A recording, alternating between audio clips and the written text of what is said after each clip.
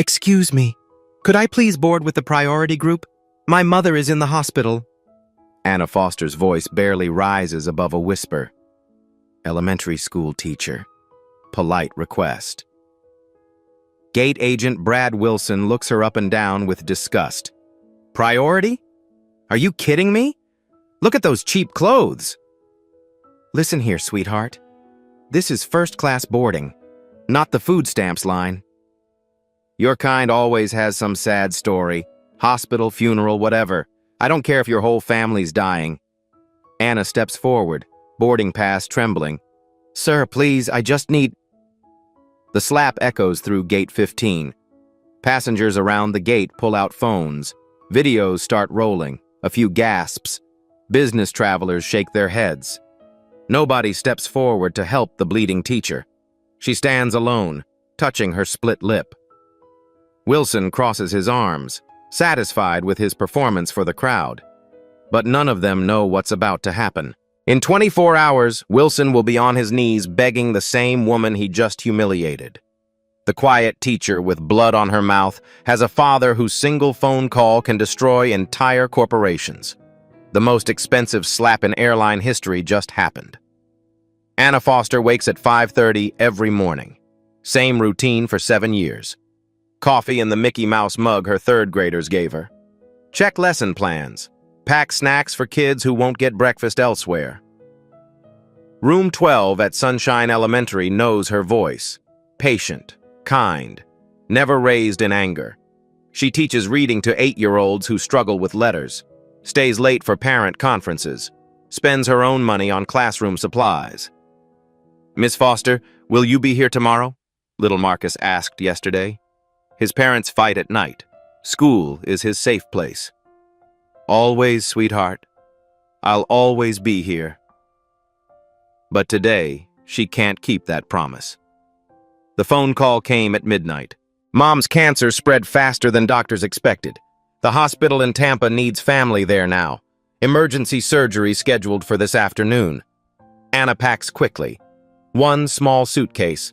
Her teacher ID badge lands on top of spare clothes. She's proud of that badge. Earned her master's degree while working 2 jobs. No family money, no connections, just determination and student loans she's still paying. The apartment feels empty without her morning routine. No lesson plans to review, no permission slips to organize. Her classroom will have a substitute today. The kids won't understand why Miss Foster isn't there. They need consistency, stability. She's failing them. The boarding pass prints at her kitchen counter. Miami to Tampa, 40-minute flight. She booked a coach, of course. Teachers don't fly first class. Priority boarding costs extra money she doesn't have. But maybe she can ask nicely. Explain about Mom. Sometimes people understand family emergencies. Her phone shows 17 missed calls from Dad. She ignores them.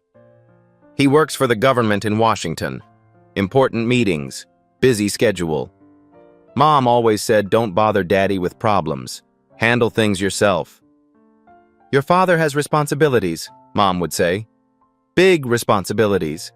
We don't want to distract him with our little troubles. Anna learned that lesson well. Too well. Dad sends money for Christmas. Calls on birthdays. But she hasn't seen him in 2 years. Government work keeps him away. At least that's what Mom says. The Uber driver makes small talk about the weather. Anna stares out the window. Her mother taught kindergarten for 30 years, shaped thousands of young minds, retired with a modest pension and a collection of handmade cards from grateful students. Now, she's dying in a hospital bed, asking for her daughter. Miami International Airport bustles with Tuesday morning energy. Business travelers checking phones, families dragging luggage. Flight attendants pulling roller bags. Anna feels small among them, invisible. Her simple dress and worn shoes mark her as different from the confident travelers around her. She stops at Starbucks, orders black coffee. The barista doesn't look up. Anna doesn't expect her to. Teachers blend into crowds. Nobody notices the quiet ones who shape the future. Her boarding pass says Gate 15, Terminal D. Priority boarding starts in 20 minutes.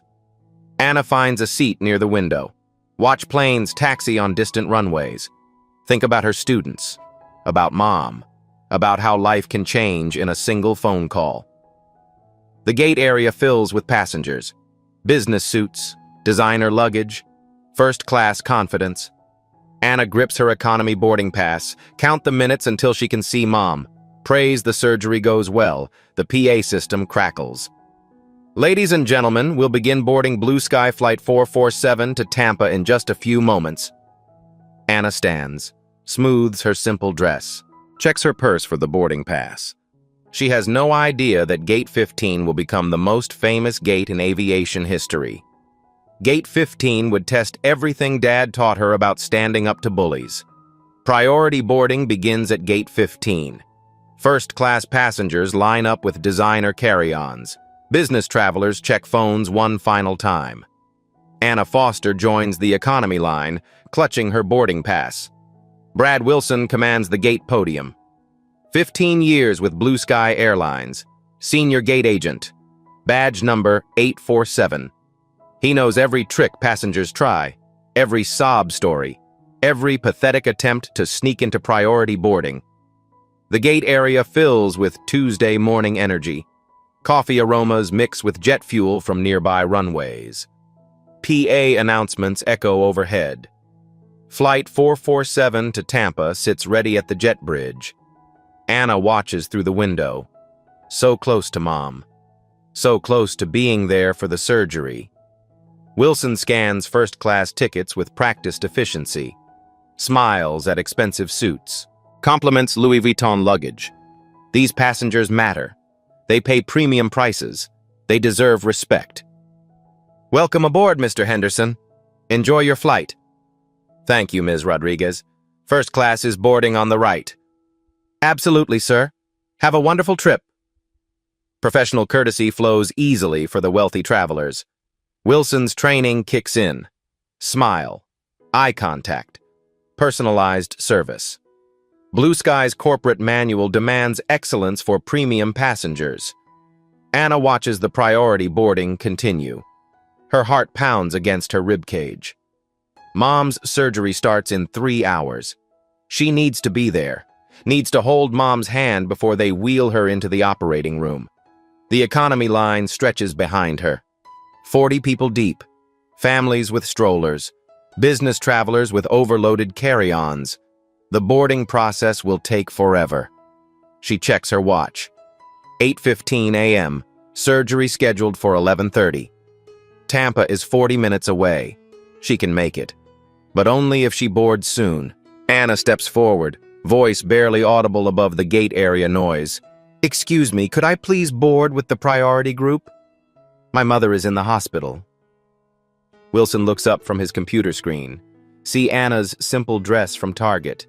Her worn shoes with scuffed heels, the desperate hope painted across her plain face. His expression hardens into professional disdain. Priority? Are you kidding me? Look at those cheap clothes. Anna's cheeks flame red. Passengers turn to watch. She feels their eyes dissecting her appearance, judging her worthiness. Sir, I just need... Listen here, sweetheart.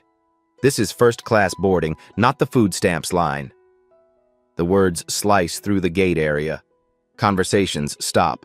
Phones emerge from pockets. The morning's entertainment has arrived. Anna realizes she's become a spectacle. Your kind always got some sad story. Hospital, funeral, whatever. I don't care if your whole family's dying. Each word lands like a physical blow. Anna has never been spoken to like this. Her students respect her. Parents thank her for patience with struggling children. She's dedicated her life to helping others learn and grow. Please, I'm not trying to cause trouble, I just... Wilson steps around the podium, voice rising for maximum audience impact. He's performed this show before. The entitled passenger beatdown, corporate policy enforcement, public humiliation as crowd control. You people think you can waltz in here and bend the rules. Think your problems matter more than paying customers. Anna's hands shake uncontrollably. She shouldn't have asked. Should have known better. Should have stayed invisible in the economy line like she belongs. I teach children, she whispers. I would never try to teach. What, at some inner-city dump? Real impressive career there. Laughter ripples through the crowd. Someone films openly now. Others crane necks for optimal viewing angles. Anna realizes she's become their morning entertainment. The teacher versus the airline agent. David versus Goliath. Except this David has no stones. A businessman near the window adjusts his phone for better footage. This is getting good, he murmurs to his colleague. Two college students whisper excitedly, she's totally gonna get destroyed. An elderly woman shakes her head disapprovingly. Some people have no manners whatsoever. Sir, my mother is dying. Please understand. The word dying hangs heavy in the recycled airport air. Anna immediately regrets the vulnerability. Too personal, too desperate. Wilson's face contorts with theatrical disgust. Dying, huh? How convenient. Let me guess. Needs money for treatment too? Want a GoFundMe link? More laughter from the audience. Anna feels smaller with each chuckle, each smirk, each phone recording her humiliation for social media posterity. Ma'am, I paid for first class, calls a voice from the priority line. Can we move this along? Absolutely, sir, Wilson responds. Just dealing with some confusion here. Anna steps forward, boarding pass trembling between white knuckles. Sir, please, I just need... Wilson's hand moves faster than conscious thought. The slap echoes through gate 15 like a gunshot. Anna staggers backward.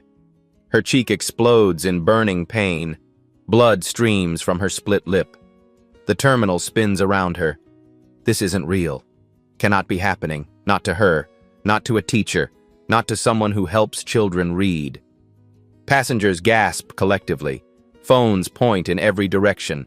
Videos capture everything in high definition. Wilson's satisfied expression, Anna's shock and pain, the blood stained her simple dress. Stay in your lane, lady. This is what happens when you forget your place. Anna touches her lip with trembling fingers. Blood stains her skin. The physical pain is sharp, but the humiliation cuts infinitely deeper. 40 strangers watch her bleed. Nobody steps forward. Nobody speaks up. She stands completely alone in her nightmare. Wilson returns to his podium, straightens his tie, calls the next first-class passenger. Welcome aboard, sir. Thank you for flying Blue Sky. Business continues as normal, as if he didn't just assault a woman for asking a question. The most expensive slap in aviation history just occurred. Anna's world tilts sideways. The slap echoes in her ears like thunder. Blood drips from her split lip onto the gray carpet of Gate 15. Passengers stare with the fascination of accident witnesses. Nobody moves to help. Security to Gate 15. Security to Gate 15. Wilson's voice booms over the intercom. He called security on her. On the bleeding woman he just assaulted. Anna's mind struggles to process this reality. The businessman with the expensive suit films everything. Holy shit, did you see that? Got it all on video. His companion laughs. She totally deserved it. You don't argue with airline staff. And the teenager posts to TikTok in real time. Teacher gets destroyed at airport. So cringe. The elderly woman from earlier approaches Anna with false concern. Honey, you really shouldn't have pushed him like that. These people have rules for a reason. Anna can't speak. Her cheek throbs with each heartbeat. The taste of blood fills her mouth. She's taught elementary school for 7 years, never raised her voice, never lost her temper. The most violence she's seen is playground scuffles over jump rope turns. 2 security guards arrive. Young men in Navy uniforms. They look at Wilson first. Automatic deference to authority. What's the situation here, Brad? Disruptive passenger. Tried to force her way into first class. Got aggressive when I told her no. The lie hangs in the air like poison gas. Anna stares in disbelief. 40 people witnessed what really happened.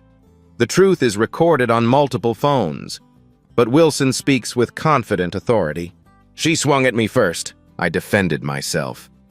Another lie. Bigger. Bolder. Anna opens her mouth to protest, but only blood comes out. The security guards nod sympathetically. They know Wilson. They've worked with him for years. Reliable guy. Good employee. No history of problems. Ma'am, we need you to come with us. Anna looks around the gate area, searching for one person to speak up. One witness to tell the truth. The phones that recorded everything point away now. Nobody wants involvement. Nobody wants to contradict the official story. I didn't do anything wrong. Her voice comes out as a whisper. Weak. Unconvincing. The security guards exchange glances. They've seen this before. Passengers who escalate situations then play victim when consequences arrive. Ma'am, please gather your belongings. Anna's hands shake as she picks up her purse. Her boarding pass flutters to the floor. Flight 447 to Tampa. To Mom. To the surgery she'll now miss. The reality crashes over her like cold water. Wilson continues boarding. All smiles for first-class passengers. Professional courtesy for premium customers. The slap never happened in his world, just another difficult passenger handled appropriately. Thank you for flying Blue Sky, Mrs. Peterson. Enjoy your trip. Right this way, sir. First class is on the right. The show must go on. Revenue must be protected. Corporate image must be maintained. Anna walks toward the security office. Each step takes her further from Flight 447, further from Mom. The other passengers board without a second glance. Her emergency is over. Their entertainment is finished. The gate area returns to normal. Conversations resume. Phones disappear into pockets. Business travelers check emails. Families organize carry-on luggage. Life continues as if nothing happened. But Anna's life has shattered completely. Inside the small security office, fluorescent lights buzz overhead. The guards offer her tissues for the bleeding. Basic human decency finally appears. Too little. Too late. Ma'am, we need to understand what happened back there. Anna sits in the plastic chair. Her story sounds pathetic even to herself. Teacher asks for priority boarding. Gets slapped for her trouble. Who would believe it? He hit me for asking a question. The guards take notes dutifully. Standard procedure. Cover the airline's liability. Protect the company from lawsuits. Mr. Wilson says you became aggressive first. I never touched him. I asked politely. I said please. But her voice lacks conviction. The blood on her dress tells a different story. The shocked expression on her face suggests guilt. Physical evidence supports Wilson's narrative. One guard speaks into his radio. Yeah, we got the situation contained. Passenger dispute resolved. Resolved. Past tense. Problem solved. Anna realizes she's becoming part of Blue Sky's incident report. A difficult passenger who learned an important lesson about respecting authority. Her phone buzzes in her purse. Dad's contact information lights up the screen. 17 missed calls. He knows something's wrong. Fathers always know. Anna stares at his number. Mom trained her never to bother him with problems. Government work is important. More important than their small troubles. But this isn't small anymore. This is blood and humiliation and missed flights and dying mothers and security offices and lies becoming truth through repetition. Anna reaches for her phone with trembling fingers. Time to break the rules, Mom taught her. Anna stares at her father's contact information. Robert Foster. The name sits on her phone screen like a lifeline she's not allowed to touch. Mom's voice echoes in her memory. Don't bother Daddy with our problems, sweetheart. He has important responsibilities. The security office feels smaller with each passing minute. Fluorescent lights hum overhead. The guards finish their paperwork. Anna's version of events gets documented and filed away. Her truth becomes a footnote in Blue Sky's incident report. Blood has dried on her lip. Her cheek throbs with Wilson's handprint. Flight 447 to Tampa departed without her. Mom waits alone in a hospital room, wondering why her daughter isn't there. Anna's thumb hovers over Dad's contact. 3 years since she called him for help. 3 years of handling everything alone. Student loans, car repairs, medical bills. Mom always said they could manage. Independent women don't burden successful fathers with small problems, but this doesn't feel small anymore.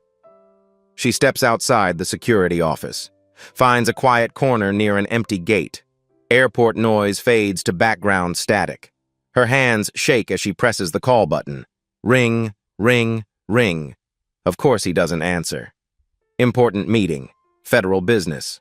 The Deputy Secretary of Transportation doesn't take personal calls during work hours. Anna doesn't even know what that title means.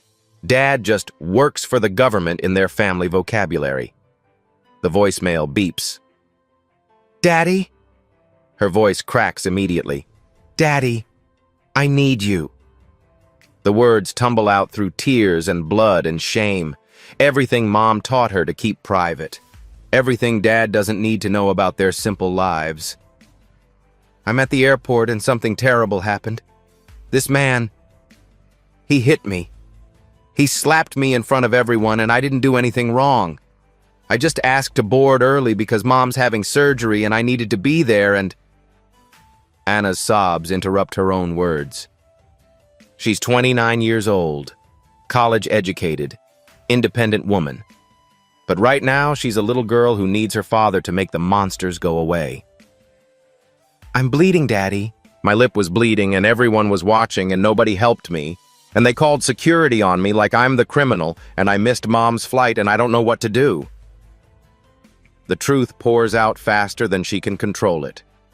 7 years of teaching children who trust her. 7 years of being the strong one. 7 years of never asking for help. All of it crashing down in a Miami airport terminal. The airline man said terrible things about my clothes and my job and people like me, and I've never been treated like that in my life, and I'm scared and I hurt and I need my daddy. Her voice breaks completely on the last word. Daddy. She hasn't called him that since childhood. Since before the divorce. Since before Mom moved them to Florida and Dad stayed in Washington for his important career. "I know you're busy. I know Mom says not to bother you with our problems, but I don't have anyone else to call, and I'm so scared and I just want to come home." Anna slides down the wall until she's sitting on the airport floor. Passengers walk past without looking. Another breakdown in another terminal. Nothing unusual. "I'm sorry for bothering you. I'm sorry for being weak. I'm sorry for not being strong enough to handle this alone. But they hurt me, Daddy. They hurt me and I need you to tell me what to do." The voicemail cuts off at 2 minutes. Standard time limit. Anna stares at her phone. The call ends with a soft beep. She has no idea what she's just triggered.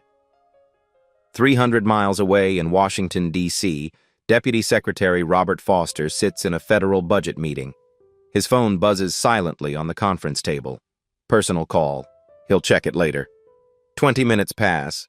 The meeting drones on about transportation infrastructure spending. Foster's mind wanders to his daughter.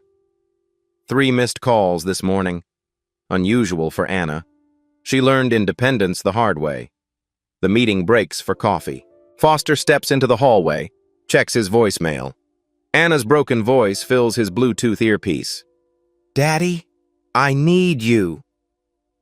Robert Foster's expression changes from tired bureaucrat to protective father in 3 seconds. The Deputy Secretary of Transportation has just heard his daughter bleeding over airline violence. The federal government is about to take this personally. Robert Foster plays the voicemail 3 times. Each replay makes his jaw tighter. His daughter's voice shook with pain and fear. Blood in her mouth. A grown man slapping a teacher for asking a polite question. The Deputy Secretary of Transportation doesn't lose his temper. 28 years in federal service. diplomatic training, crisis management expertise. But listening to Anna sob, "Daddy, I need you," breaks something professional inside him. Foster steps into his private office, closes the door. His assistant knows that look. Important calls require privacy. The first call goes to his chief of staff. "Margaret, clear my schedule for the next 6 hours. Emergency situation." "Sir, you have the infrastructure briefing at—" "Cancel it. Cancel everything." Foster hangs up. His hands remain steady, but his mind races.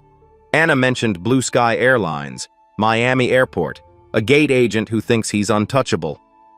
The second call reaches Diot's Office of Aviation Enforcement and Proceedings. "This is Deputy Secretary Foster. I need Director Harrison. Immediately." "Sir, he's in—" "Get him, now." 30 seconds later, Director Harrison's voice comes through the secure line. "Mr. Deputy Secretary, what can I do for you?" "Blue Sky Airlines. I want a complete operational review initiated within the hour. Safety compliance, employee conduct protocols, customer service standards, everything." "Sir, that's a significant undertaking. May I ask what prompted—" "A passenger was physically assaulted at Miami International this morning. The gate agent struck a civilian for requesting priority boarding." Harrison's tone shifts immediately. Assault allegations trigger federal aviation protocols automatically. "I understand, sir. We'll mobilize a full inspection team." "Harrison." Foster's voice drops to barely above a whisper. "I want this airline examined under a microscope. Every policy, every procedure, every complaint filed in the last 5 years." "Absolutely, sir. Full compliance review." The third call connects to FAA Administrator Patricia Webb. "Pat, it's Robert. I need an emergency operational inspection at Blue Sky Airlines, Miami Hub, today." "Today?" "Robert, that requires—" "A federal passenger protection issue has emerged. Physical assault by airline personnel. I want inspectors on site before the close of business." Administrator Webb understands the gravity. Federal assault on commercial aviation property triggers immediate response protocols. "I'll have a team in Miami by 2 p.m. "Pat." Foster's voice carries the weight of federal authority. "This gets priority handling. Full resources." The fourth call reaches his personal aide. "David, I need you to monitor a situation for me. Blue Sky Airlines Flight 447 from Miami to Tampa this morning. Passenger incident at Gate 15 around 8:30 a.m. "Yes, sir. What am I looking for?" "Security reports, incident documentation, video footage, everything related to a passenger disturbance." Foster doesn't mention the passenger's identity. I don't need to. The federal machinery operates on his authority alone. Within 1 hour, 3 federal agencies began coordinating response. Department of Transportation, Federal Aviation Administration, Transportation Security Administration. A simple assault complaint becomes a multi-agency investigation. Foster's phone buzzes with updates every 15 minutes. "Deputy Secretary, DOT inspection team departing for Miami." "Sir, the FAA has prioritized Blue Sky for immediate compliance review." "Mr. Foster, TSA confirms security footage preservation from Miami International." Each call builds momentum. Federal bureaucracy moves slowly unless deputy secretaries apply pressure. Today, Robert Foster applies enormous pressure. Anna sits in the Miami Airport security office, unaware that her father's phone calls have triggered a federal response. She thinks she called for emotional support, comfort from Daddy. Instead, she activated the most powerful transportation regulatory apparatus in America. The irony remains hidden from everyone except Robert Foster. His daughter thinks he's busy with meetings, important government work. She has no idea that her father's signature appears on billion-dollar federal transportation budgets. That airline executives return his calls immediately. That his policy decisions affect every commercial flight in American airspace. Foster's fifth call goes to Deputy Administrator James Collins. Jim, I want Blue Sky's operating certificate reviewed for renewal eligibility. Sir, that's a significant action. Their certificate doesn't expire for emergency review. Safety concerns have emerged regarding employee conduct and passenger protection protocols. Collins understands the implications. Operating certificate review can ground an airline completely. Yes, sir. How quickly do you need this? Initial findings by tomorrow morning. Foster hangs up. His daughter's voice still echoes in his memory. The pain, the confusion, the apology for bothering him with her problems. Anna Foster has never bothered her father with anything. She's bothered the Deputy Secretary of Transportation with a federal aviation safety issue. The distinction will matter more than anyone realizes. Foster checks his calendar. The infrastructure meeting can wait. Budget reviews can be rescheduled. His daughter's safety cannot. His phone rings again. Updates from Miami. The federal inspection machine has awakened. Blue Sky Airlines has exactly 6 hours before their world changes forever. The federal inspection team arrives at Blue Sky Airlines headquarters without warning. Tuesday afternoon, 2:47 p.m. 3 black SUVs pull up to the corporate campus in Doral, Florida. Department of Transportation badges flash at security. Federal authority needs no appointment. Director Harrison leads the team. 23 years in aviation enforcement. He's shut down airlines before, revoked operating certificates, destroyed corporate empires with the stroke of a regulatory pen. Today feels different. The Deputy Secretary's personal involvement sends a clear message. We're here for an emergency operational compliance review. Blue Sky's receptionist stares in confusion. Emergency reviews don't happen without months of advance notice. Airlines prepare for inspections like students cramming for final exams. This surprise visit violates standard protocol. I need to contact our compliance department. No need. We'll find them ourselves. Harrison's team spreads through the building like federal locusts. Operations department, human resources, customer service, training division. Every department gets simultaneous inspections. CEO Janet Miller receives the emergency call in her corner office. 15 minutes into the federal invasion, she still doesn't understand what's happening. What do you mean they're here? Who authorized this inspection? Her chief operating officer sounds panicked over the phone. They're everywhere, Janet. DOT badges, FAA inspectors, TSA oversight personnel. I've never seen anything like it. Miller's mind races through recent months. No safety incidents, no major customer complaints, no regulatory violations. Blue Sky maintains clean records specifically to avoid federal attention.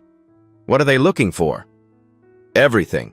Employee training records, incident reports, customer service protocols. They're requesting 5 years of documentation. 5 years? Miller's blood pressure spikes. Federal investigations requesting half-decade document reviews don't happen randomly. Someone triggered this response, someone with serious influence. Get legal down there immediately. Miller hangs up and starts making phone calls. Board members need notification. Shareholders require updates. Stock price protection becomes priority 1. In the Human Resources Department, Inspector Rodriguez examines employee records.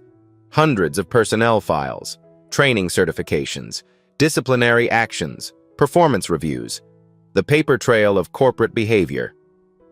I need Brad Wilson's complete employment file. The HR manager, Sandra Davis, looks confused. Brad? He's one of our senior gate agents. Model employee. No disciplinary issues. Rodriguez makes notes. Model employees don't trigger federal investigations. Any customer complaints involving Mr. Wilson? Let me check the system. Davis types rapidly. Actually, there are several recent complaints. Nothing formal, just customer feedback forms. How many are there? 6 in the last 8 months. Passengers claiming rude behavior, unprofessional conduct. But Brad explained each incident. Difficult passengers. Unreasonable demands. Rodriguez's pen moves across federal forms. 6 complaints create patterns. Patterns attract federal attention. I'll need copies of all complaint documentation. Meanwhile, in customer service, Inspector Thompson reviews incident protocols, Blue Sky's official procedures for handling passenger disputes, corporate training materials, de-escalation techniques. When gate agents encounter disruptive passengers, what's the approved response? Customer Service Manager Kevin Brooks pulls out policy manuals, thick binders of corporate guidelines. De-escalation first, supervisor involvement if necessary, security as last resort. Any training on diversity and inclusion, cultural sensitivity?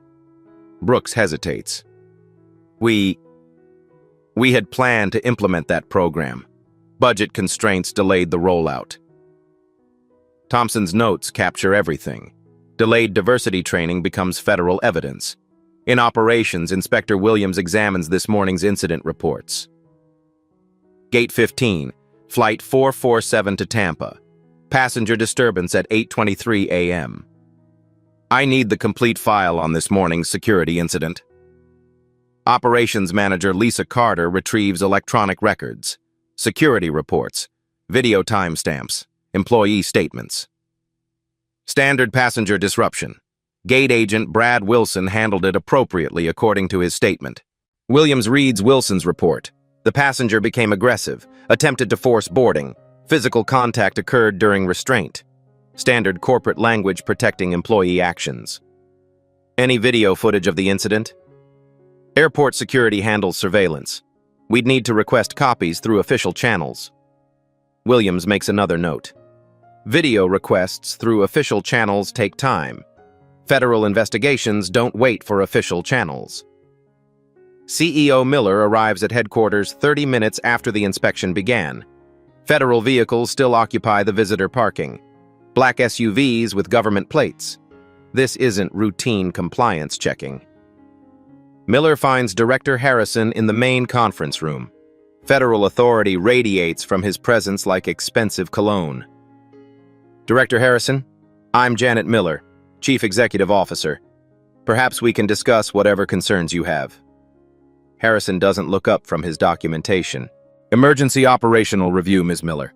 Federal passenger protection protocols have been activated. Passenger protection? We haven't had any safety incidents. Our record is exemplary. This isn't about safety compliance. This is about employee conduct and customer service standards. Miller's confusion deepens. Employee conduct inspections don't require federal intervention. Customer service falls under corporate policy, not federal regulation. I don't understand. What specific incident prompted this review? Harrison finally looks up. His expression remains professional but cold. A passenger was physically assaulted by your employee this morning. Gate 15, Miami International Airport. Miller's world tilts sideways. Physical assault, federal involvement, emergency inspections. The pieces start connecting in terrifying ways. There must be some mistake. Our gate agents receive extensive training. They would never... Brad Wilson, employee ID 23847, struck a passenger requesting priority boarding. The incident was recorded by multiple witnesses. Miller's hands start shaking. Employee assault creates massive liability. Federal attention brings regulatory scrutiny. Stock prices will crater when news breaks. We need to investigate this internally before... Ms. Miller, Harrison's voice carries federal finality. The investigation has begun. Your cooperation is required, not requested. Miller realizes she's lost control of her company's narrative. Federal investigators write the story now. Blue Sky responds to their timeline, their demands, their conclusions. Her phone buzzes with urgent messages, stock traders asking questions, board members demanding answers, news outlets requesting comments. Someone leaked the federal inspection. Financial markets hate uncertainty. Blue Sky's stock price starts dropping in real time. Harrison's team continues working through the corporate structure. 5 hours of intensive examination. Hundreds of documents photographed. Dozens of interviews conducted. Federal methodology applied to corporate behavior. Miller watches her airline dissected by professional investigators. 23 years building Blue Sky from regional carrier to national presence. Now federal inspectors examine every policy, every decision, every corporate culture choice. Director Harrison, how long will this review take? Until we're satisfied that passenger protection protocols meet federal standards. The non-answer terrifies Miller more than direct threats. Federal satisfaction operates on federal timelines.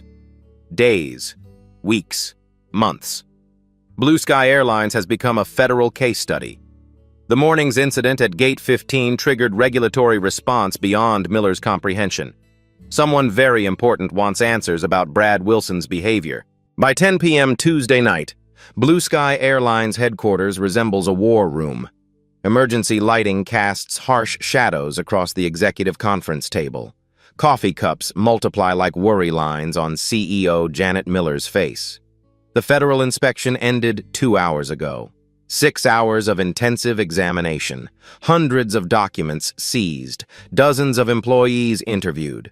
Director Harrison's team departed with boxes of evidence and promises of follow-up reviews. Miller stares at her laptop screen. Stock price fell 12% in after-hours trading. News outlets calling for statements. Board members demanding explanations. The simple morning incident at Gate 15 has metastasized into a corporate crisis. Someone explain to me how a gate agent slapping a passenger triggers federal intervention. Chief Legal Counsel Michael Barnes spreads incident reports across the mahogany table. Wilson's statement. Security footage requests. Witness testimonies. The paper trail of a routine passenger disruption. Janet, this isn't a routine federal response. Emergency inspections require authorization from very high levels, deputy secretary level or above. Miller's hands shake as she reaches for her coffee. Deputy secretary? Why would the deputy secretary of transportation care about one difficult passenger? That's what we need to figure out. Fast. Human Resources Director Sandra Davis pulls up Brad Wilson's employment file on her tablet. Brad's worked for us for 15 years. Model employee until recently. These customer complaints started 8 months ago. Define complaints, Barnes demands. Passengers reporting rude behavior, discriminatory comments, unprofessional conduct, nothing actionable, just feedback forms. Miller's headache intensifies. Corporate lawyers live for actionable versus non-actionable distinctions. Federal investigators don't care about legal technicalities. How many complaints total? 47 in the past 2 years, all involving passengers of color, all dismissed as difficult customer situations. The conference room falls silent. 47 complaints create federal patterns. Patterns trigger civil rights investigations. Civil rights violations destroy airline operating licenses. Miller's phone buzzes with urgent emails. Board chairman demanding an emergency meeting. Major shareholders requesting damage control plans. Flight attendant union asking about employee protection protocols. This passenger this morning? Who is she? Operations manager Lisa Carter consults her notes. Anna Foster, elementary school teacher from Miami, flying to Tampa to visit a sick family member. Teacher. Miller repeats the word like a prayer. Just a teacher. How does a teacher trigger a federal response? Barnes starts typing rapidly on his laptop. Background checks, social media searches, professional connections, the digital archaeology of modern crisis management. Anna Foster, age 29. I graduated from Florida State University, master's degree in elementary education, works at Sunshine Elementary, clean credit, no criminal history, no obvious political connections. Then who the hell is protecting her? Chief Operating Officer David Thompson enters the conference room carrying a tablet. His face carries bad news like storm clouds. Janet, we have a problem. Social media is exploding. Hashtag Blue Sky Assault trending on Twitter. Videos of the incident posted everywhere. Miller watches her company's reputation disintegrate in real time. Twitter feeds full of Wilson slapping Anna, Instagram stories condemning airline violence, TikTok videos mocking Blue Sky's customer service, damage control, full corporate response, Wilson suspended pending investigation, sensitivity training for all employees, whatever it takes. It's too late for damage control, Thompson replies. This has federal attention now. They're not interested in our corporate promises. Miller's laptop pings with another urgent email. This one from the FAA Administrator's Office. Official letterhead. Federal seal. The language of regulatory authority. Blue Sky Airlines is hereby notified of emergency operational certificate review proceedings to commence Wednesday morning at 6 a.m. Miller reads the email 3 times. Emergency certificate review means potential grounding of all flights. Complete operational shutdown. Corporate death sentence. Operational certificate review? For a slapping incident? Barnes leans over Miller's shoulder. Read the federal notification. His legal mind processes implications faster than Miller's executive brain. Janet, this is unprecedented. Certificate reviews require months of documentation, years of investigation. They're fast-tracking this for a reason. What reason? Someone very powerful wants us destroyed. The conference room erupts in panicked conversations, phone calls to crisis management firms, emergency legal consultations, stock price monitoring, the corporate machinery of survival activation. Miller stares at Anna Foster's employee photo on the incident report. Elementary school teacher. Simple dress. Bleeding lip. The woman who somehow triggered federal wrath against Blue Sky Airlines. Find out everything about Anna Foster. Family connections. Political relationships. Federal employment history. Someone is protecting this teacher. Barnes starts making calls. Private investigators. Background check services. Political research firms. The expensive machinery of corporate intelligence gathering. Miller's phone rings again. Another board member. Another demand for explanations. Another voice questioning her leadership competence.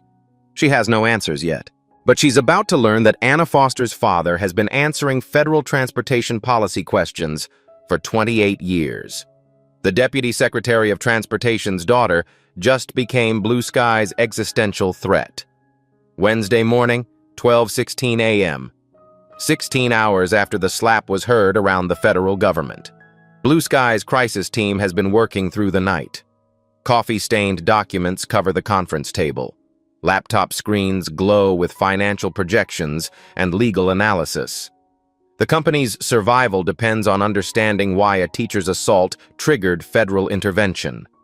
Private investigator Marcus Reynolds enters the conference room carrying a manila folder. Expensive hourly rates buy fast results. CEO Janet Miller hired the best corporate intelligence firm in Miami.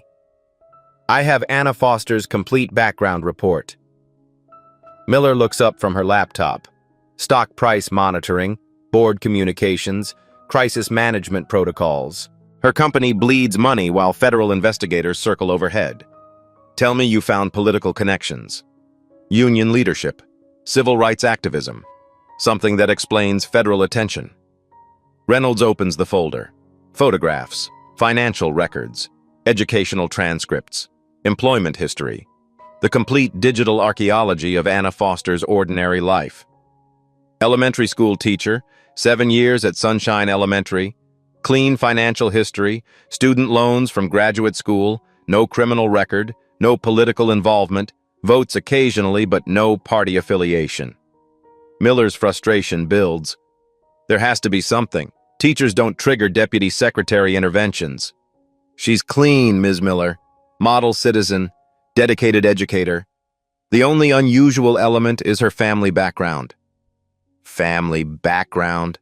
Reynolds flips through documentation, birth certificates, marriage records, divorce papers from 1998, the paper trail of broken families and federal careers. Anna's parents divorced when she was 7, mother retained custody, moved from Washington, D.C. to Miami. Father remained in the capital for his government career. Miller's attention sharpens. government career, Washington connections, political influence networks. What kind of government work? Transportation policy, career federal employee, started as a junior analyst in 1997, worked his way up through various departments. Current position? Reynolds pauses. Check his notes twice. The information seems too significant for casual delivery. Robert Foster, Deputy Secretary of Transportation, appointed by the current administration, confirmed by Senate vote. Second highest position in the entire Department of Transportation. The conference room falls completely silent. Miller stares at Reynolds like he's speaking a foreign language. Deputy Secretary of Transportation, the federal official who oversees aviation policy, airport security protocols, airline safety regulations, operating certificate approvals. You're telling me we slapped the Deputy Secretary's daughter? According to all documentation, Anna Foster is Robert Foster's biological daughter. Father-daughter relationship confirmed through multiple sources. Chief Legal Counsel Barnes grabs his laptop, starts typing frantically. Federal organizational charts, DOT leadership structure, Deputy Secretary biographical information. Jesus Christ. Barnes's voice comes out as a whisper. Robert Foster has been Deputy Secretary for 6 years. He signs off on every major aviation policy decision, airport funding, safety regulations, operating certificate renewals. Miller feels the blood drain from her face. Every airline executive knows the Deputy Secretary's name. Foster's signature appears on federal transportation budgets. His policy decisions affect every commercial flight in American airspace. Show me his official biography. Barnes's laptop screen fills with federal documentation, official Department of Transportation website, Deputy Secretary Foster's professional profile. 28 years of federal service, master's degree in public administration, expert in transportation infrastructure policy. The photograph shows a distinguished man in his late 50s. Gray hair, professional suit, federal authority radiating from official government photography. That's Anna Foster's father? Reynolds nods. Divorced from her mother in 1998. Minimal contact since then, according to phone records. Anna has called him 3 times in the past 5 years. Yesterday morning was the 4th call. Miller understands now. The federal inspection, emergency operational certificate review, Deputy Secretary level authorization. Anna Foster didn't just call her daddy for comfort. She called the second most powerful transportation official in America. How minimal is minimal contact? Based on financial records, he sends money for Christmas and birthdays, occasional phone calls, no visits in the past 2 years. Anna and her mother live completely independent lives. Then why would he care about one airport incident? Barnes looks up from his research. His expression carries the weight of professional doom. Janet, fathers don't stop being fathers because of divorce. And deputy secretaries don't stop being deputy secretaries because of family emergencies. Anna Foster called the one person in America who can destroy our operating license with a phone call. Miller's hands shake as she reaches for her coffee. Cold now, like her company's future prospects. Does Foster know about our inspection? About the certificate review? He authorized it. His signature is on every federal action against us. DOT emergency inspection, FAA compliance review, certificate renewal evaluation. Robert Foster is personally supervising our destruction. The conference room erupts in panicked activity, legal consultations, crisis communications, damage control strategies, the corporate machinery of survival activation. Miller stares at Anna Foster's photograph in the incident report. Elementary school teacher, simple dress, bleeding lip, the Deputy Secretary of Transportation's daughter. Blue Sky Airlines just learned the most expensive lesson in aviation history. You never know who you're dealing with. Wednesday morning, 2:34 a.m., 18 hours after Brad Wilson's hand connected with Anna Foster's face. The federal investigation machine has been working around the clock. Director Harrison's team occupies a secure conference room at Miami International Airport. Federal jurisdiction. Neutral territory. Away from Blue Sky's corporate influence and legal maneuvering. 3 agencies coordinate findings. Department of Transportation, Federal Aviation Administration, Transportation Security Administration, separate investigations, unified conclusions. Harrison spreads the evidence across a steel conference table. Hundreds of pages, digital files, video footage, audio recordings, the complete autopsy of Blue Sky Airlines' operational culture. Compliance review complete. Findings are conclusive. FAA Administrator Webb joins the secure video conference. Her face fills the wall-mounted monitor. Federal authority broadcasting from Washington headquarters. Director Harrison, summarize your discoveries. Systemic customer service failures, discriminatory employee behavior, inadequate diversity training, pattern of civil rights violations spanning 5 years. Webb's expression hardens with each revelation. Civil rights violations trigger federal enforcement actions automatically. Airlines lose operating certificates for systemic discrimination. Quantify the pattern. Inspector Rodriguez reads from his documentation. 47 formal complaints against gate agent Brad Wilson, all involving passengers of color. 0 disciplinary actions taken. All complaints dismissed as difficult customer situations. Employee training protocols. Diversity and inclusion training was delayed repeatedly due to budget constraints.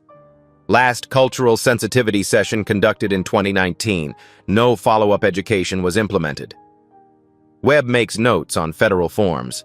Budget constraints don't excuse civil rights violations. Corporate cost-cutting becomes federal evidence. Safety compliance status. Inspector Williams consults his files. Multiple safety protocol violations discovered during surprise inspection. Emergency evacuation procedures outdated. Employee safety training certificates expired.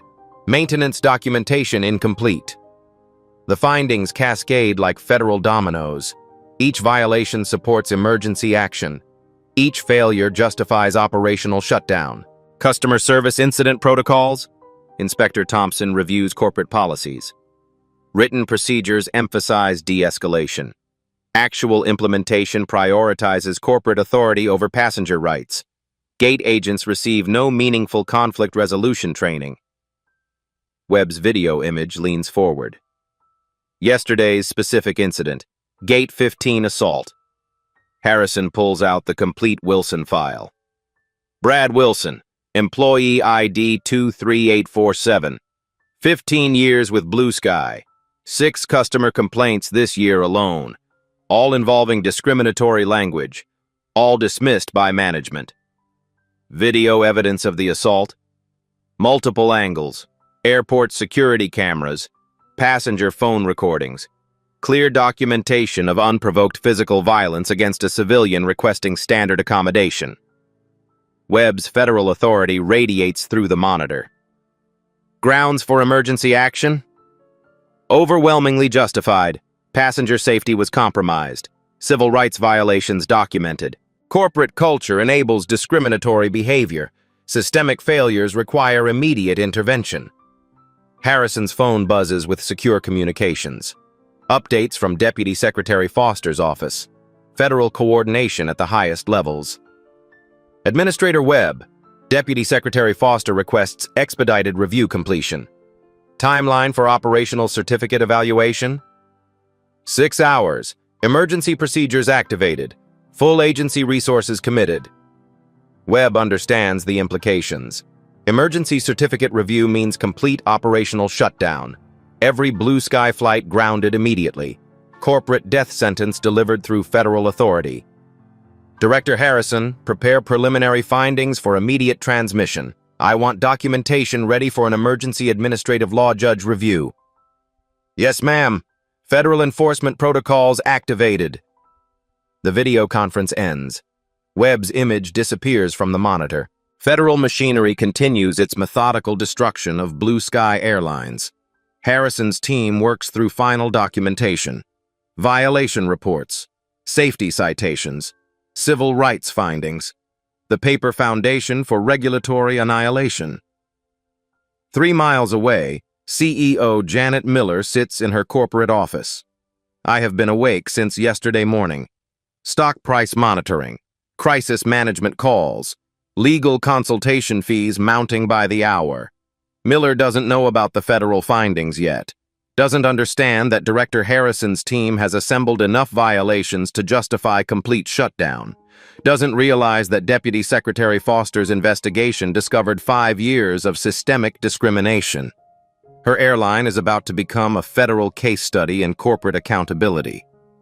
Harrison seals the investigation files in federal evidence bags, chain of custody documentation, regulatory compliance protocols, the bureaucratic rituals of corporate execution. Findings transmitted to Washington. Certificate review commencing at 6 a.m. Blue Sky Airlines has 4 hours left to exist as a functioning corporation. The elementary school teacher's phone call is about to ground an entire fleet. Thursday morning. Anna Foster sits beside her mother's hospital bed in Tampa. Surgery successful. Recovery is progressing. The family reunion she almost missed because of airport violence. Her phone buzzes with news alerts. Blue Sky Airlines shut down. Federal investigation. Operating license revoked. Then she sees the crucial detail. Federal sources confirm the assaulted passenger was related to Deputy Secretary of Transportation, Robert Foster. "Mom, did Dad do this?" Her mother's expression shifts. 20 years of secrets. "Anna, your father isn't just a government employee. He's the Deputy Secretary of Transportation." The truth hits like a revelation. Deputy Secretary, federal authority, the power to ground airlines. My phone call yesterday. I called one of the most powerful transportation officials in America. One tearful voicemail destroyed a billion-dollar company. Brad Wilson faces federal civil rights charges. Janet Miller's corporate empire dissolves into bankruptcy. Blue Sky becomes a cautionary tale about treating people with dignity. The industry notices. Sensitivity training expands nationwide. Customer service protocols change. Anna's assault catalyzes systemic reform. Her father calls that evening. "They hurt my little girl. So yes, I made sure they faced consequences." An entire airline, Dad. Companies that assault passengers shouldn't exist. Your call exposed systemic problems endangering every customer. She understands now. Hidden power protects ordinary people. Sometimes the quietest person has the loudest voice in Washington. You never know who you're dealing with. Brad Wilson destroyed his career with one slap. Anna Foster changed an industry with one call. Justice operates through unexpected channels. What's your story of hidden power? Share below. Like if you believe in accountability. Subscribe for more stories where ordinary people change extraordinary systems. Sometimes protection comes from the most unexpected places.